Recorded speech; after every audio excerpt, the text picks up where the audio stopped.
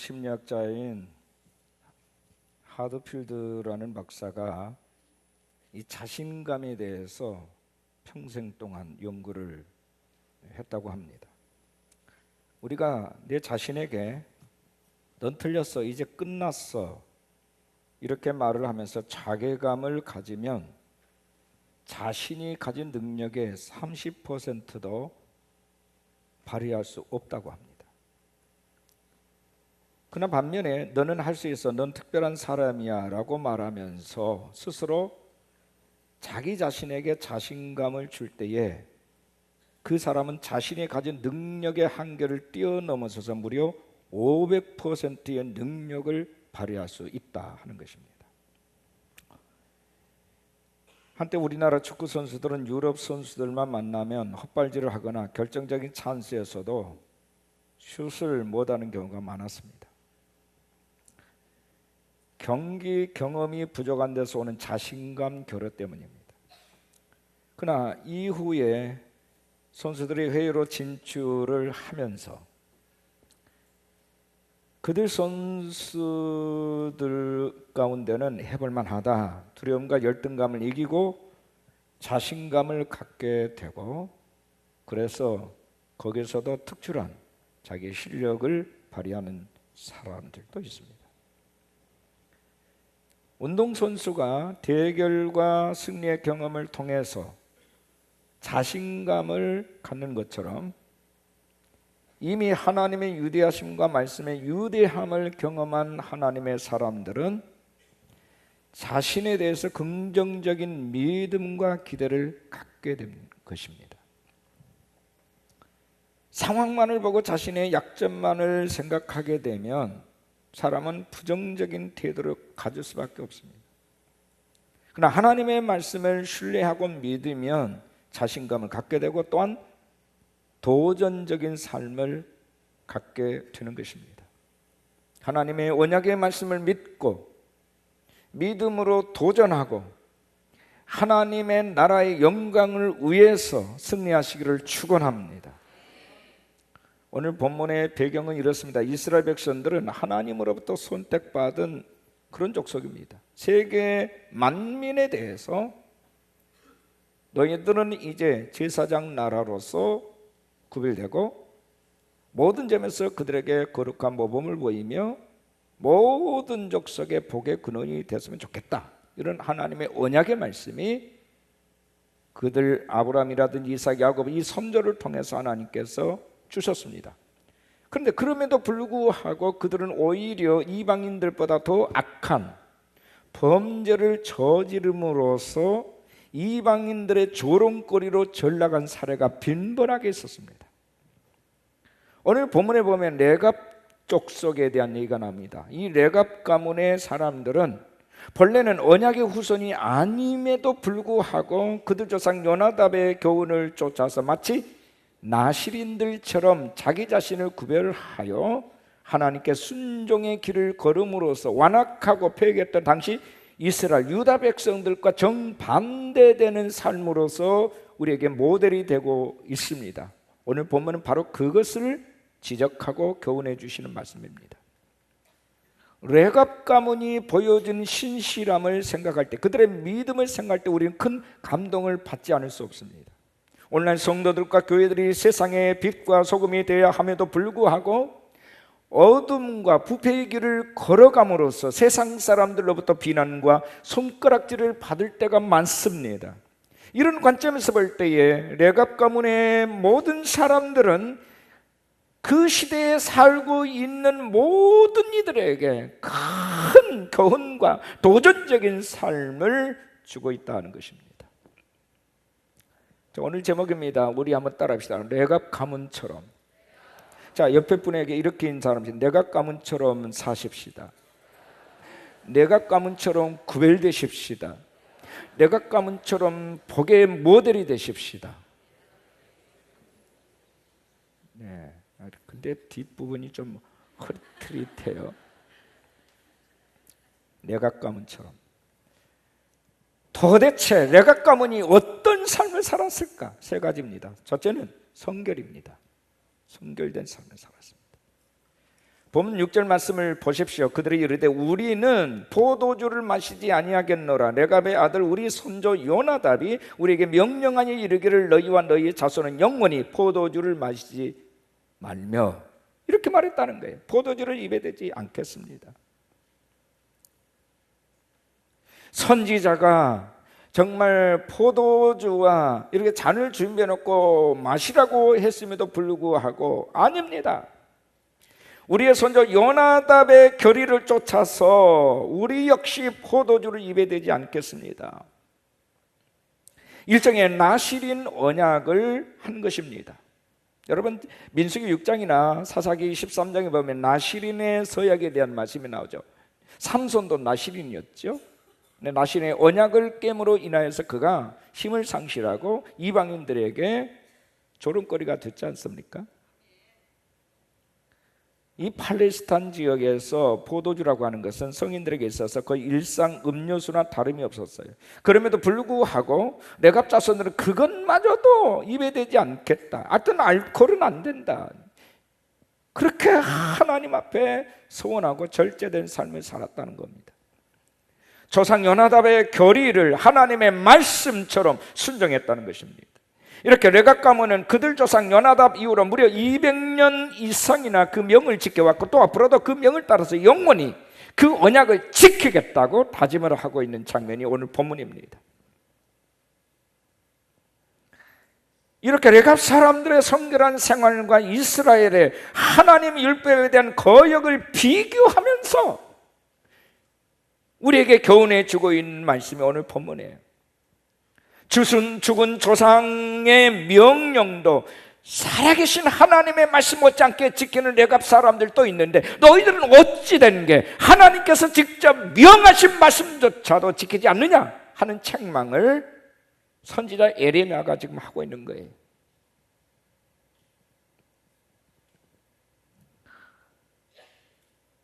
예레미야 35장 19절에 이렇게 말합니다. 그러므로 만군의 여호와 이스라엘의 하나님께서 이와 같이 말씀하시니라. 레갑의 아들 요나답에게서 내 앞에 설 사람이 영원히 끊어지지 아니하리라 하시니라. 레갑의 명을 쫓아서 하나님 앞에 언약한 대로 그들이 살겠다고 하는 레갑 가문의 사람들은 하나님이 영원히 그를 끊어지지 않게 하시는 복을 주시겠다고 여호와께서 말씀하셨다는 거예요.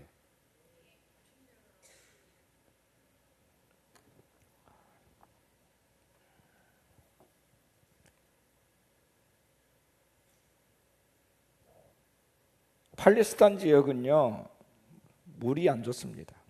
석회석이 많아요. 그래서 그들은 포도주를 담가가지고 음료수처럼 마셨어요. 근데 그게 이제 오래 있으면 발효가 되잖아요. 술이 되는 거예요.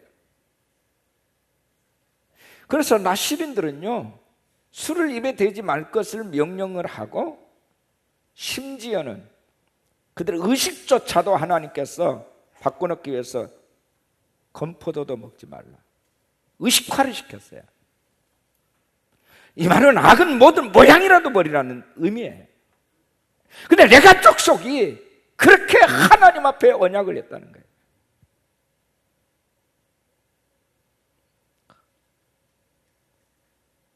하나님의 말씀을 머리로 이해하지 아니하고 그들의 삶 속에 그들의 피 속에 이식을 시켜서 그 모든 말씀과 그 정신대로 살겠다는 거예요. 중앙아프리카에서 선교를 하던 선교사들이 사소한 다툼으로 갈라져서 분쟁을 했던 때 있었던 일입니다. 그렇게 며칠이 지나자 개종한 원주민들이 선교사들에게 찾아와서 이제 더 이상 예수를 믿지 않을 테니까 당신들 우리 마을에서 떠나시오 했어요. 선교사들이 그 이유를 묻자 그들은 이렇게 대답했어요. 당신들을 믿을 수가 없습니다. 당신들이 우리에게 서로 용서하고 사랑하라고 가르쳤으면서도 왜 당신들은 서로 용서하지 못하고 사랑하지 않습니까? 어떻게 당신들의 말을 믿을 수 있겠습니까? 당신들이 전하는 예수의 사랑도 우리는 믿을 수가 없습니다. 떠났어요. 이 말에 선교사들은 망치로 뒤통수를 맞은 것 같았답니다. 선교사들은 바로 회개하고 원주민들에게 사과를 했습니다. 더 이상 다투지 않았고 서로 간에 서로를 위해서 무신양면으로 협력을 했습니다. 이게 중앙아프리카에서 사역했던 서양 선교사들이 초기에 있었던 일입니다. 세계적인 신학자 토레이 박사에게 어느 신학생이 찾아와서 질문을 합니다. 선생님, 수많은 성경 번역본이 있는데 그 중에서 어떤 번역본이 가장 뛰어나다고 생각하십니까? 토레이의 대답은 간단하고 명료했습니다. 그것은 바로 자네의 삶으로 번역한 성경일세. 자네의 삶으로 번역한 성경일세. 정확한 원문에 가까운 성경, 그 문장이 중요한 게 아니라 그런 원문에 가까운 번역본이 필요한 것이 아니라 당신의 삶을 변화시키는 성경, 당신의 삶을 바꿔놓은 성경, 그것이 정확한 번역본이다.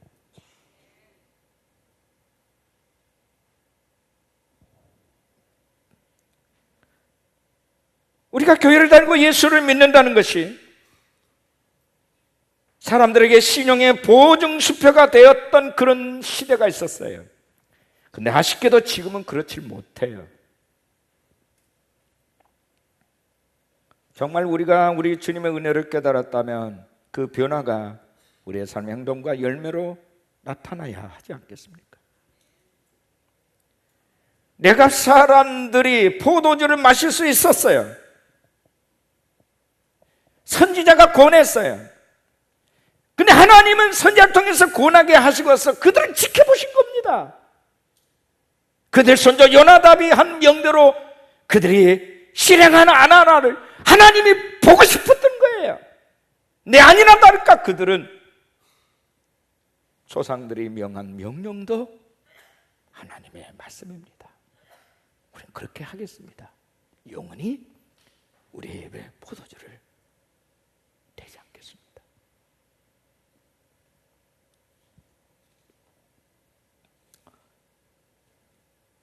오늘 우리 그리스도인들은 세상 사람들과 분명히 구별된 삶을 내놔야 돼. 거룩하고 성결한 삶을 살아야 영적으로 깊어지고 전도가 됩니다. 삶으로 전도하고 삶으로 말씀을 전해야 하는 거예요. 관락과 방탕이 기승을 부리고 상식화된 이 세상이지만 그러나 하나님의 말씀대로 성결하게 사는 이 시대에 오래갈 사람들이 필요합니다. 바로 저와 여러분이 여갑 가문의 사람들처럼 우리의 삶 속에서 우리의 성결을 내놓을 수 있기를 축복합니다.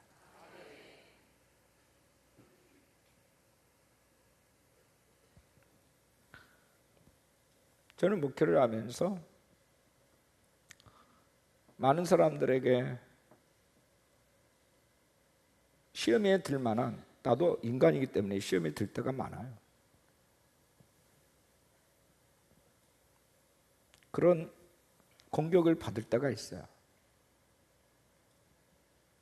제일 힘든 말은 뭐냐면 당신은 부도덕하다, 이런 말이에요.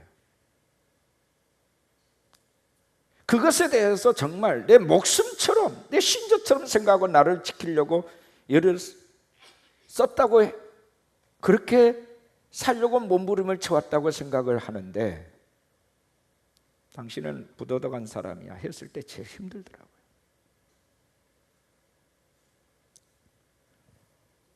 때로는 묻고 싶어요. 뭐가 그렇게 부도덕합니까? 그래, 나는 죄인이니까. 그래서 저는 어떤 부분에 대해서 여러분 저뿐만 아니라 여러분도 마찬가지이겠죠. 여러분 자신에 대해서 부도덕하다, 여러분 정말 진실되게 정직하게 깨끗하게 살려고 노력을 하고 부단히 했음에도 불구하고 그런 지적질을 당했을 때 여러분들 마음이 편안하시겠습니까? 그렇지 않겠죠. 가서 따지고 싶고 묻고 싶겠죠. 저도 마찬가지예요. 근데 한편으로는 주님이 야, 네가 더 거룩하기를 바란다, 그것 아니겠냐? 네가 더 성결하기를 바란다, 그거 아니겠냐? 주여, 맞습니다. 옳습니다.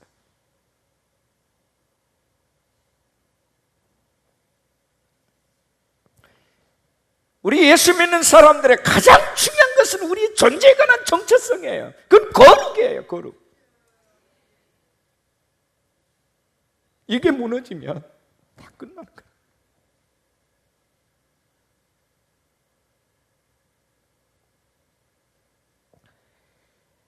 내갑 사람들 두 번째는요, 천국을 살았다는 거예요.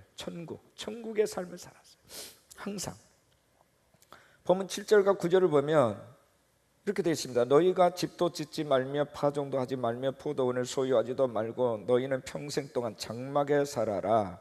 그리하면 너희가 머물러 사는 땅에서 너희 생명이 길리라. 살 집도 짓지 아니하며 포도원이나 밭이나 종자도 가지지 말라. 아니, 무소유, 집도 짓지 말고 종자씨도 가지지 말라는 거예요. 장막에 살라는 거예요.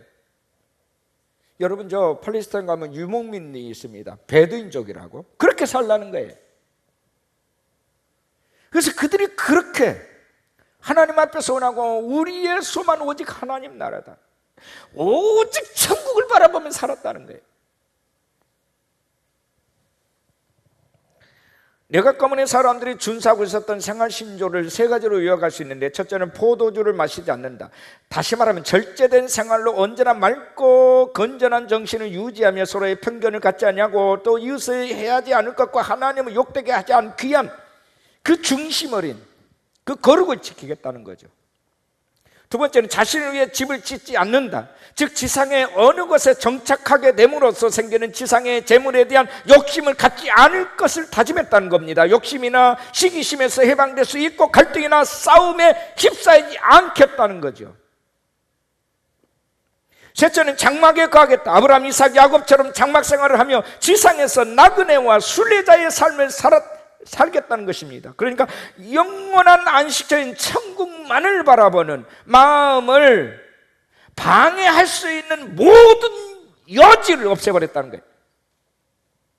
일생 것에 집착하며 영원한 것을 놓치게 되는 모든 것을 그들은 막겠다는 예방적 차원에서의 소원을 했어요. 이게 여러분 쉽습니까?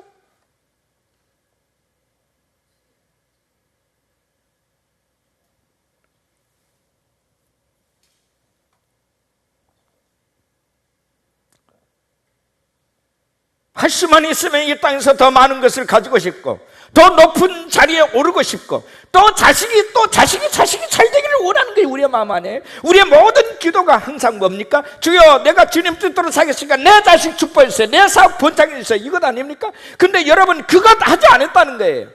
그 바보 멍충이 아닙니까? 소유할 수 있음에도 불구하고, 가질 수 있음에도 불구하고, 자기 집을 지을 수 있음에도 불구하고 그러지 않겠다. 이게 도대체 뭘 말하고 있는 겁니까? 오늘 우리가 예수 믿는 이유가 이 땅의 것 때문이라면 우리는 잘못 믿는 거라는 얘기예요. 왜냐, 이 땅 것은 영원하지가 않거든. 다 놔두고 가야 돼. 아무리 좋은 빌딩을 가지고 있어도, 아무리 많은 돈을 가지고 있어도 가지고 갈 수 있는 것은 하나도 없어요. 어느 작은 교회에서 있었던 실화입니다. 교회 헌금 담당 집사님이 놀란 얼굴로 목사님에게 황급하게 찾아왔어요. 목사님 빨리 이리 좀 와보세요. 이것 좀 보세요. 아니 주일 아침 예배를 마치고 헌금을 증여하던 집사님이 내민 것은 10억짜리 수표였어요. 놀랄만 하지 않겠습니까? 1년의 예산이 고작 5천만 원밖에 안 되는 작은 교회에서 10억짜리 수표가 무명으로 들어온 거예요. 전체 교인이 50명도 안 되는 교회인데 누가 이렇게 큰 헌금을 한 것이래. 아무리 생각해도 도저히 감이 잡히질 않아. 어쨌든 교회는 그동안 밀린 세도 좀 내고 좀 더 넓은 곳을 이사할 계획을 세우게 됐답니다. 나중에 목사님이 하시는 말씀이 이거예요. 야, 10억 원이 작은 돈이 아니에요. 써도 돈이 남아요. 까딱 잘못 마음먹으면 큰 죄를 짓겠더라고요. 목사님 한 얘기예요. 나중에 헌금의 출처를 알게 됐습니다. 이제 막 회갑을 지난, 그래서 정신이 번쩍 든 어느 교인이 하나님 앞에 한 거예요. 지금까지 악착같이 돈을 모았는데 그 돈을 보고서 자식들이 이제 이전 투구할 조짐이 보이기 시작하더라는 거예요. 서로 누가 저 아버지의 재산을 누가 더 많이 차지할까? 서로 감시를 하면서 아버지의 눈초리를 이렇게 쫙 주시하면서 사는 모습을 보고 이 아버지가 큰 고민에 빠진 거예요. 내가 이러려고 이 꼴 당하려고 돈을 모았나? 안 되겠다 싶어가지고 차라리 하나님께 내가 바쳐버려야 되겠다. 그동안 헌금도 제대로 못했는데 천국 하늘에 몽땅 저축을 해버려야 되겠다고 해서 바친 거예요.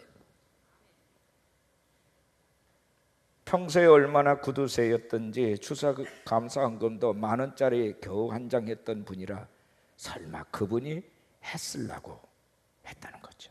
근데 알고 보니까 그가 그렇게 한 거예요.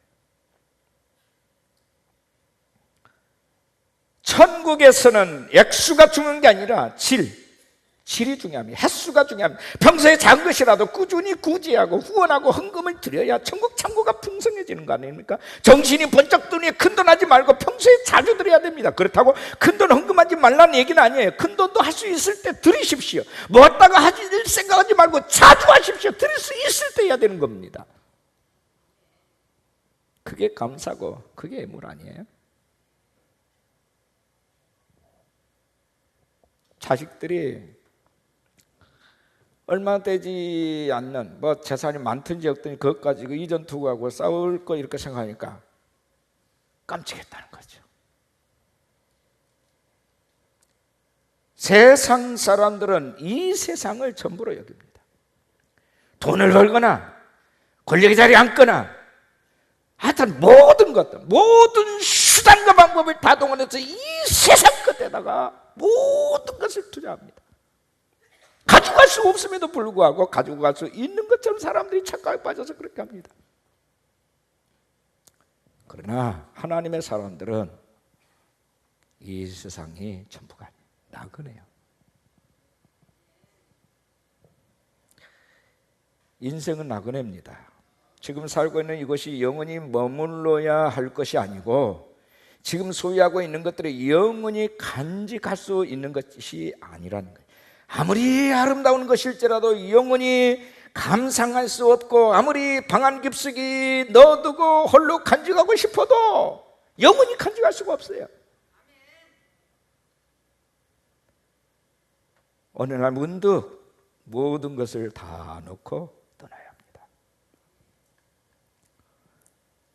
제가 지난주에 일본을 갔다가 와서 이제 서울에 인천공항 도착해가지고 내려오는데 갑자기 어떤 분이 유급하다. 게스트에서 타고 가는데 중간에 돌아가셨습니다. 가기 전까지 멀쩡하게 저하고 대화했던 분. 그래서 이분이 눈 감기 전에 자기 부인에게 계속 목사님을 찾았다는 거예요. 목사님 언제 와? 목사님 언제 와? 나는 보고 싶은 거예요. 근데 제가 일본에 있었기 때문에 올 수가 없어요.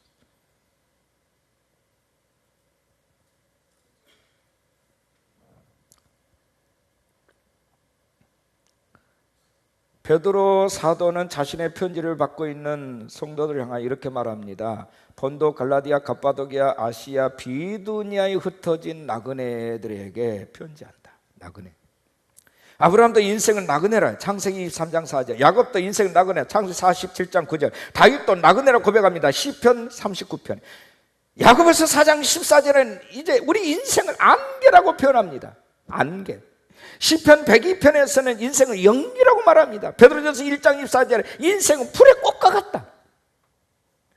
안개처럼 사라지고 연기처럼 없어지고 불의 꽃처럼 시들어버린 게 우리 인생입니다.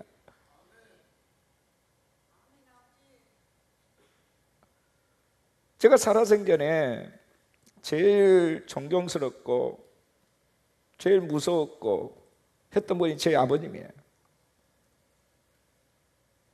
근데 오늘 일부 예배 드리고 나가실 때 우리 아버지 손을 이렇게 잡으니까 정말 그렇게 인자하고 그렇게 존경스럽고 카리스마적인 그런 모든 권위가 있었던 아버지의 모습은 온데간데 없는 거예요.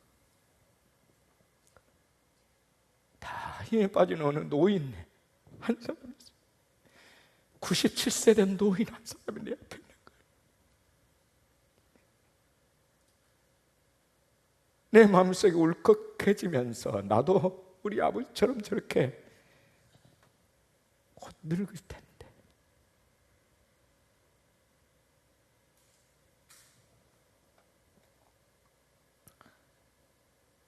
자신이 나그네라고 인정하든 인정하지 않든 나그네로 살 수밖에 없는 게 인생입니다.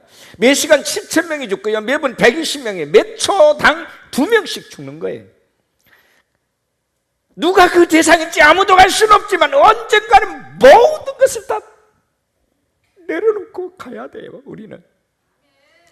근데 여러분 아십니까? 히브리서 9장 27절에 한 번 죽는 것은 사람에게 정하신 것이요 그 후에는 심판이 있다. 심판이 있다. 심판이 있다. 심판이 있다.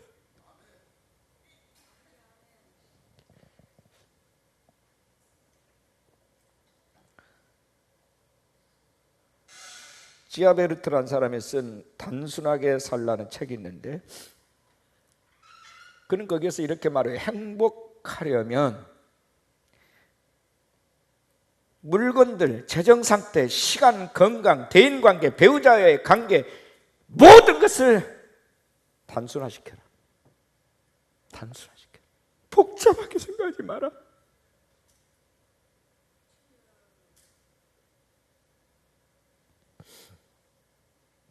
다 금방 지나가요. 그게 집착하면요 우리는 안 돼요. 불행해져요.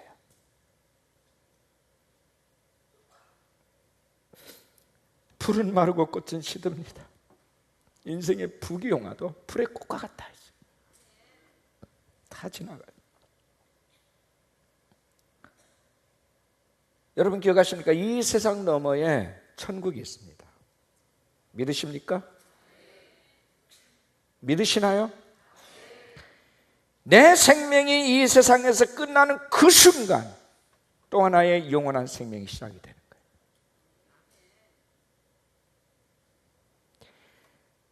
이생이 전부라고 생각하고 사는 사람은 가장 불쌍한 사람들이에요. 날마다 천국을 향하여 하나님의 나라를 향하여 믿음으로 달려가는 영적 내각가문을 일으키시기를 주의 이름으로 축원합니다. 주님, 우리의 가문은 내갑족 석들처럼 하나님의 나라를 바라보며 살겠습니다.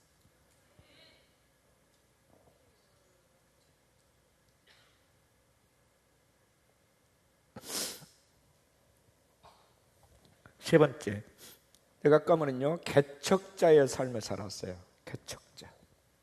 개척자 쉽지 않지요.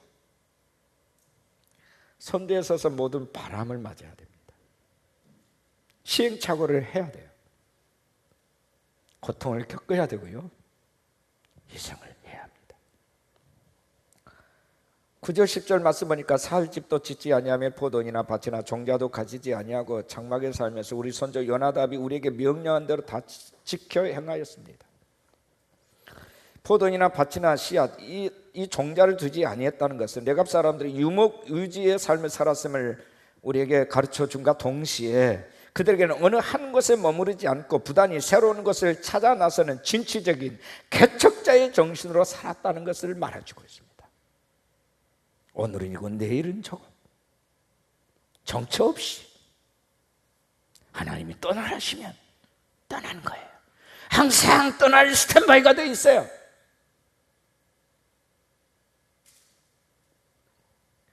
자기 집을 짓자냐고, 가지지 않냐고, 소위 모든 것을 뭐예요? 그때 하루 양식으로 쪼갰고 남으면 모든 사람들과 나눴어요. 그러니까 항상 몸이 가벼운 겁니다. 쉽게 떠날 수 있어요. 여러분, 노새처녀가 왜 소금 기둥이 됐습니까? 그렇게 요하의 사자가 뒤돌아보지 마라, 그래 망한다 했음에도 불구하고 왜 돌아봤을까요? 그게 남겨둔 것이 있으니까, 쌓아둔 것이 있으니까요. 발이 안 떨어져요.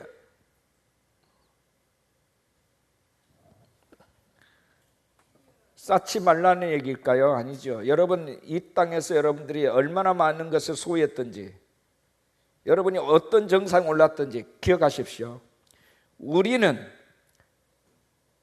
청지기로 우리는 잠시 하나님께로부터 유인받은 거지 우리의 것이 아닙니다. 아멘이십니까?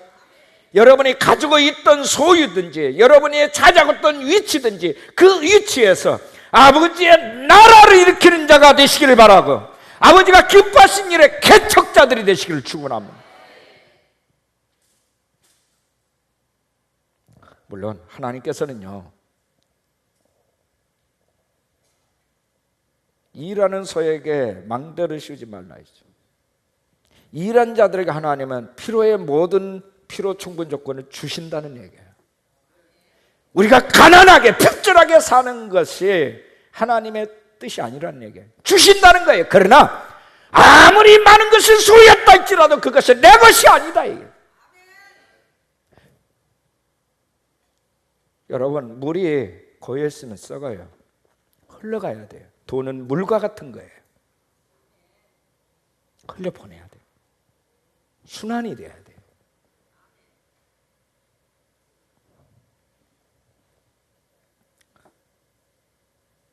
이스라엘 백성들은 가나안 땅에 정착을 하고 농경 문화를 이루면서 그들은 가나안 문화와 종교에 빠져들었습니다. 더 나아가서 가나안의 다산신 바알에게 무릎을 꿇어버리고 말았어요. 아세라 신을 새겼어요. 여호와를 떠났어요. 이게 문제예요. 배 뜨시고 등 뜨시니까 하나님 없이도 살겠다. 우리 사회가 자본주의 사회예요. 자본주의는 뭡니까? 모든 정의를 물질에 두는 겁니다. 소유에 두는 거예요. 모든 정의를 다수에 두는 거예요. 그러니까 성경적이 아니에요.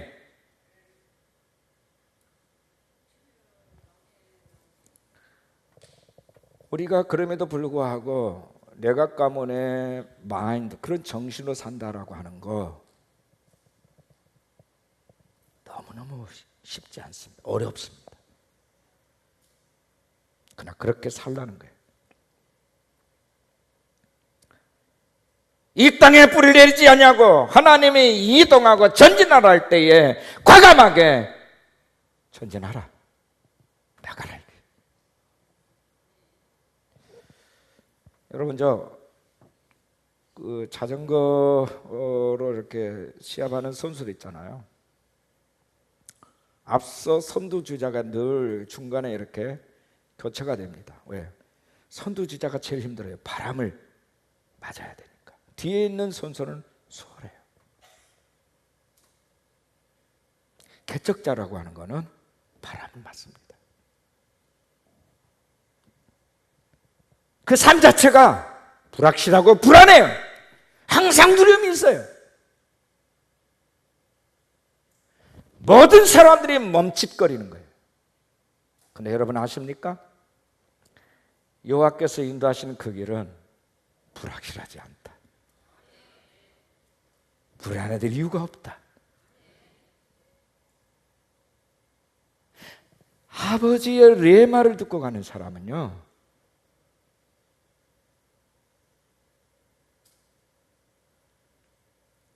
그래서 넘어져도 다시 일어나는 거예요. 장애물이 생겨도 디딤돌로 여기는 거예요. 왜 그럴까요? 최종 목적지를 알기 때문입니다.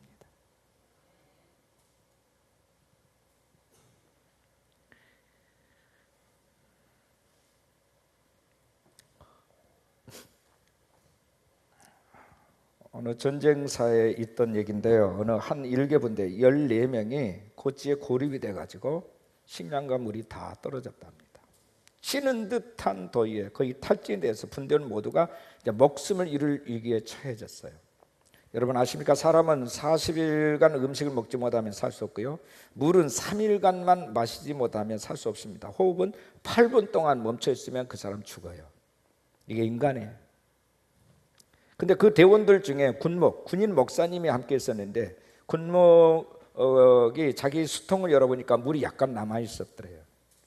그래서 대원들의 먹을 축이기에는 턱없이 부족하지만, 그러나 좀 그나마도 입에 좀 축이도록 하기 위해서 잠시 하나님을 하늘을 향해서 기도를 했어요.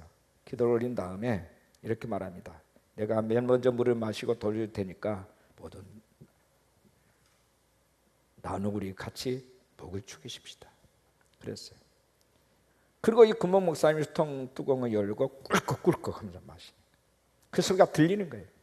대원들도 그 다음에 소리에서 꿀꺽꿀꺽 다 한 바퀴 돌았어요. 그리고 다시 이 수통이 군목으로 돌아왔는데, 그 뚜껑을 그 수통을 들다 보니까 이 상아리만큼 물이 그대로 있는 거예요. 사실은 이 군목이 먼저 물을 마시는 척하면서 목구멍으로 소리만 꿀꺽꿀꺽 낸 거예요. 이 광경을 본 대원들도 모두 물을 마시지 않냐고 소리만 꿀꺽꿀꺽 낸 겁니다. 근데 이상한 것은 그 이후부터 모두가 목이 타질 않는 거예요. 이틀 동안을 물 한 모금도 마시지 않는데도 불구하고 목이 타질 않아요. 마침내 부대원 전부가 구출돼서 목숨을 구하게 됐다고 합니다. 그 밑에 어떤 글이 써지는가? 이것이 기도의 힘이고, 이것이 바로 희생하고자 하는 사람들에게 주신 하나님의 축복이다.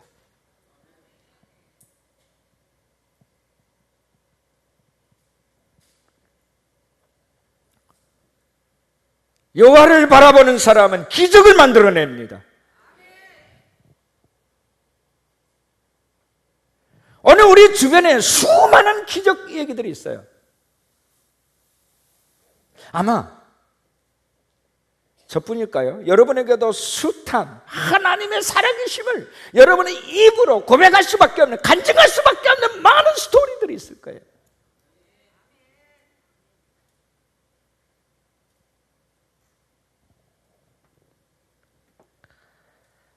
어려운 상황이 닥쳤을 때 원망하고 불평하시겠습니까?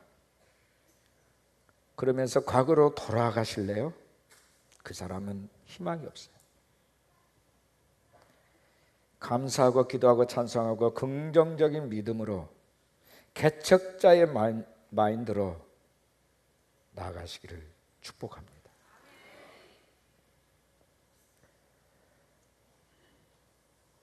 이 세상에서 평안하고 안일한 삶이 뭘까요? 물질적으로, 환경으로, 안락한 모든 처지로 인해서 우리가 느끼는 행복함은 찰나적인 거예요. 순간적인 거예요. 그러나 아버지의 나라를 소유한 사람들의 행복은 영원합니다. 할렐루야. 이 세상에 어떤 것으로도 대치될 수 없는 평안함과 행복함과 기쁨이에요.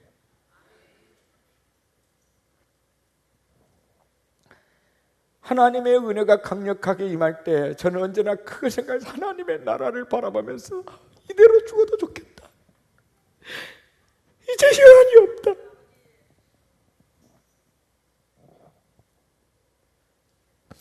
지난 35년 목회하면서 저는 수많은 그런 생각을 해왔어요. 힘들 때마다 아버지, 이대로 나를 천국으로 인도해 주실 수 없을까요?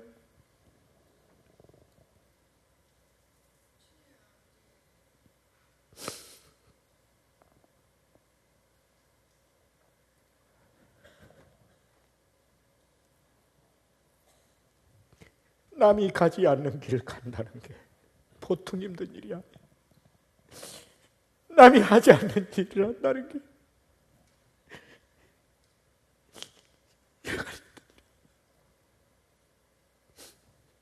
근데 주께서는 밀어넣는 거예요. 이건 네가 선택할 일이 아니고 나의 선택이다. 이건 너의 일이 아니고 나의 일이다. 살아나더라 나의 조각. 네가 나의 영광을 위해서 순종할 수 없겠니?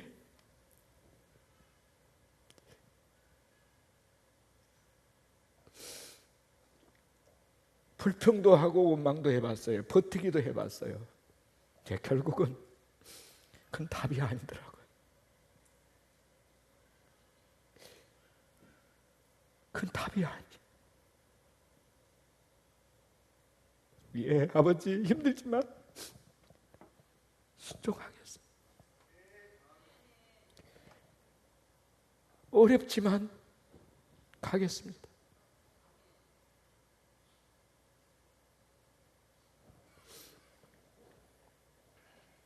왜 나만이어야 되느냐고 여러분은 그런 말을 하고 싶으세요? 엘리야가 왜 낙심했습니까? 자기만 살았다는 거예요. 다 죽였다는 거예요, 선지자를. 왜 나만 이렇게 고통을 당해야 되냐는 거예요. 고아형에 잡힌 거예요. 아니거든요. 바알에게 무릎을 꿇지 않은 7,000명을 하나님이 곳곳에 남겨두셨어요. 네. 그걸 보지 못했다는 거예요. 하나님이 허락하신 모든 명령과 하나님의 모든 부르심 속에는 하나님이 정답이에요. 여러분 이해하려고 하지 마세요. 이해가 안 되는 거예요. 나를 설득해달라고 하지 마십시오. 하나님은 전능하신 분이시지만 하나님마저도 우리를 설득하지 못해요. 모세에게 말했지 않습니까? 내가 너를 설득하는 게 아니다. 내 말을 너에게 넣어줄 뿐이다.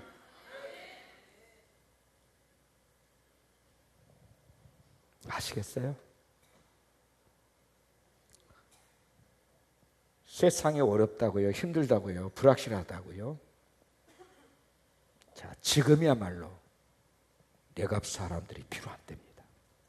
지금이야말로. 나라와 민족을 위해서 누가 알아주든 알아주지 않든 관계없어. 그냥 묵묵해. 아버지가 주신 부르심을 가슴에 안고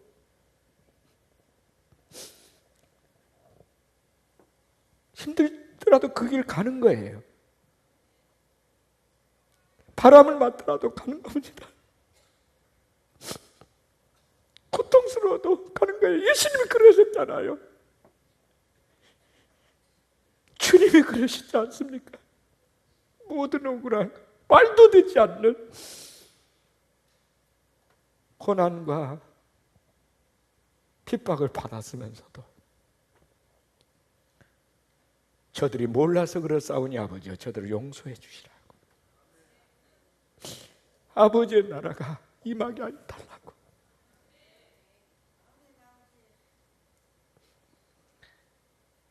의인 한 사람만 찾으면 내가 성을 멸하지 않겠다. 예레미야 예가에 나와요.